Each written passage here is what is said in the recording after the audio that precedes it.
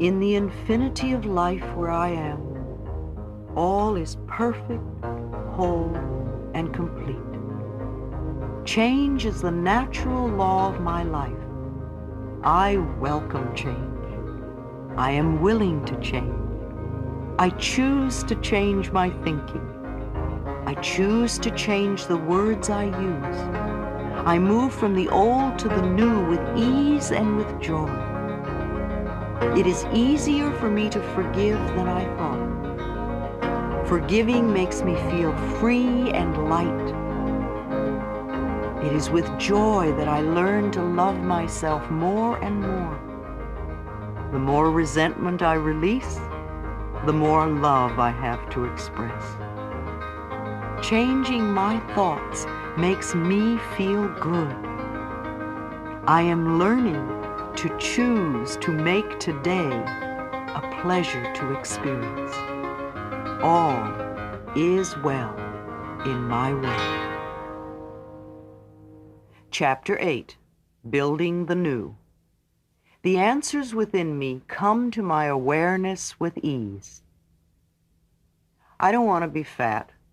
I don't want to be broke. I don't want to be old. I don't want to live here. I don't want to have this relationship. I don't want to be like my mother or father. I don't want to be stuck in this job. I don't want to have this hair, this nose, this body. I don't want to be lonely. I don't want to be unhappy. I don't want to be sick. What you put your attention on grows. These statements show how we are culturally taught to fight the negative mentally, thinking that if we do so, the positive will automatically come to us. It doesn't work that way. How often have you lamented about what you didn't want? Did it ever bring you what you really wanted? Fighting the negative is a total waste of time if you really want to make changes in your life. The more you dwell on what you don't want, the more of it you create. The things about yourself or your life that you've always disliked are probably still with you. What you put your attention on grows and becomes permanent in your life. Move away from the negative and put your attention on what it is you really do want to have or be. Let's turn those negative affirmations into positive affirmations. I am slender. I am prosperous. I am eternally young. I now move to a better place. I have a wonderful new relationship. I am my own person. I am filled with love and affection. I am joyous and happy and free. I am totally healthy. Learn to think in positive affirmations. Affirmations are any statements you make. Too often we think in negative affirmations. Negative affirmations only create more of what you say you don't want. Saying, I hate my job, will get you nowhere. Declaring, I now accept a wonderful new job, will open the channels in your consciousness to create that. Continuously make positive statements about how you want your life to be. However, there is one point that is very important. Always make your statements in present tense, such as I am or I have. Your subconscious mind is such an obedient servant that if you declare in future tense, I want or I will have, then that is where it will always stay, just out of your reach in the future. The process of loving the self. As I have said before, no matter what the problem, the main issue to work on is loving the self. This is the magic wand that dissolves problems. Remember the times when you have felt good about yourself and how well your life was going? Remember the times when you were in love and for those periods you seemed to have no problems? Well, loving yourself is going to bring such a surge of good feelings and good fortune to you that you will be dancing on air. Loving yourself makes you feel good. It's impossible to really love yourself unless you have self-approval and self-acceptance. This means no criticism whatsoever. Oh, I can hear all the objections right now, but I've always criticized myself. How can I possibly like that about myself? My teachers, parents, lovers always criticized me. How will I be motivated? But it is wrong for me to do these things. How am I going to change if I don't criticize myself? Training the mind. Self-criticisms like these are just the mind going on with old chatter. See how you've trained your mind to berate you and be resistant to change?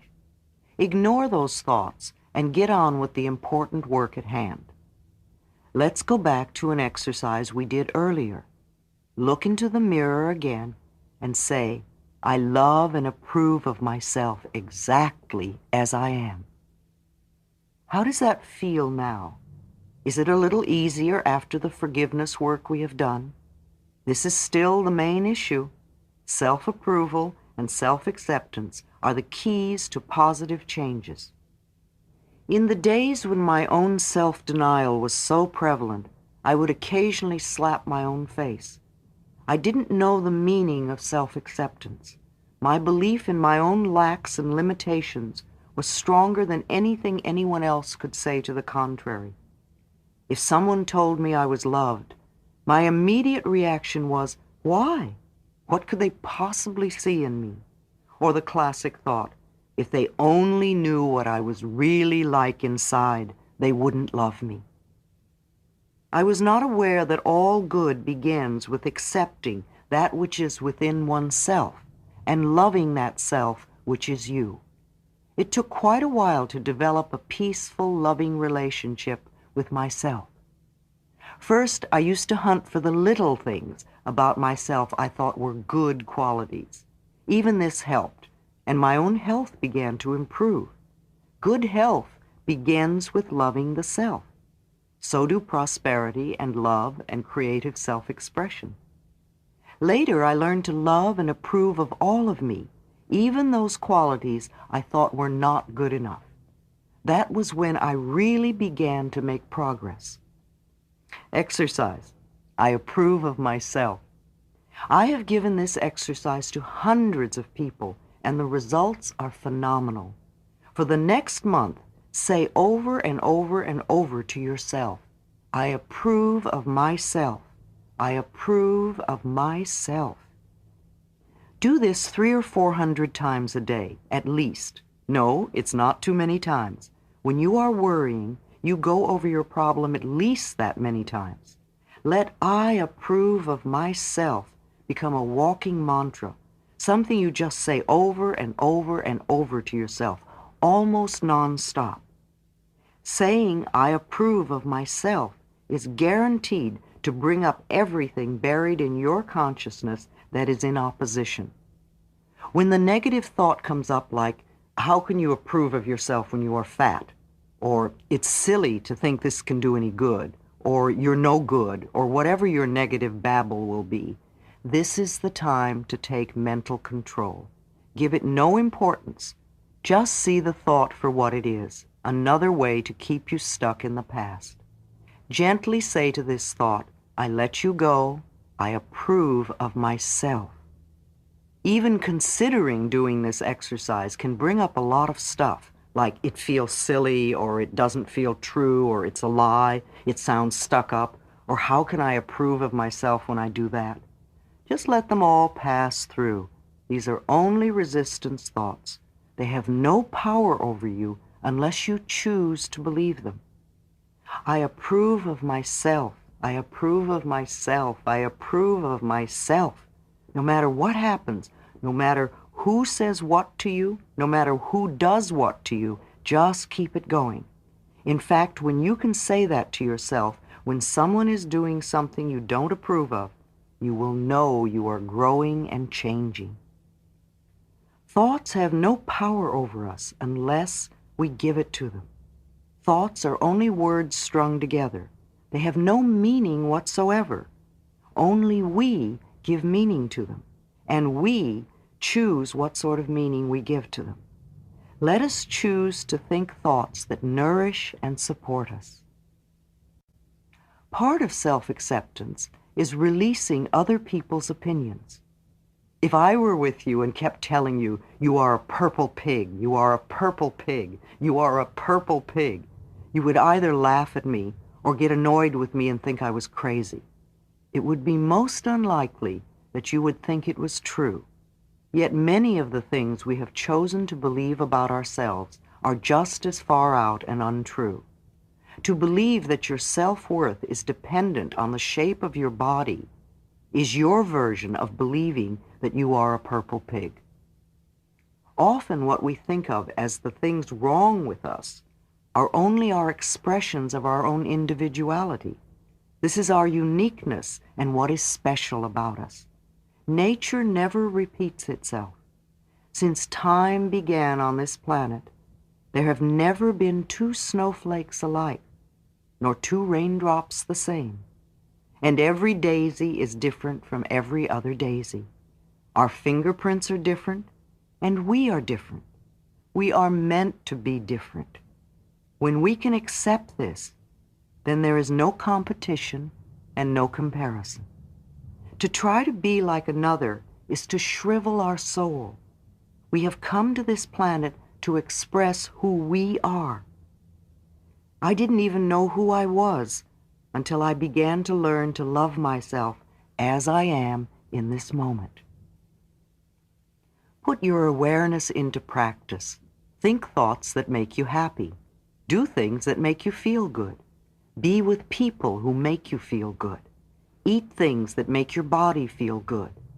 Go at a pace that makes you feel good. Think for a moment of a tomato plant. A healthy plant can have over 100 tomatoes on it. In order to get this tomato plant with all these tomatoes on it, we need to start with a small, dried seed.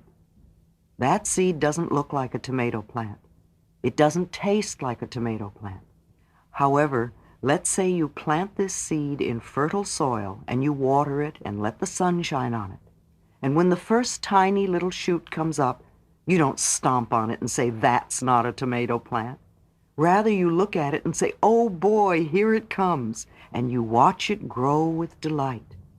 In time, if you continue to water it and give it lots of sunshine and pull away any weeds, you might have a tomato plant with more than 100 tomatoes on it. And it all began with that one tiny seed. It is the same with creating a new experience for yourself. The soil you plant in is your subconscious mind. The seed is the new affirmation. The whole new experience is in this tiny seed, and you water it with repetitions. You let the sunshine of positive thoughts beam on it. You weed the garden by pulling out the negative thoughts that come up. And when you see the first tiniest little evidence, you don't say, "That's not enough." Instead, you look at this first breakthrough and you say with glee, "Oh boy, here it comes, it's working." And then you watch it grow and become your desire in manifestation.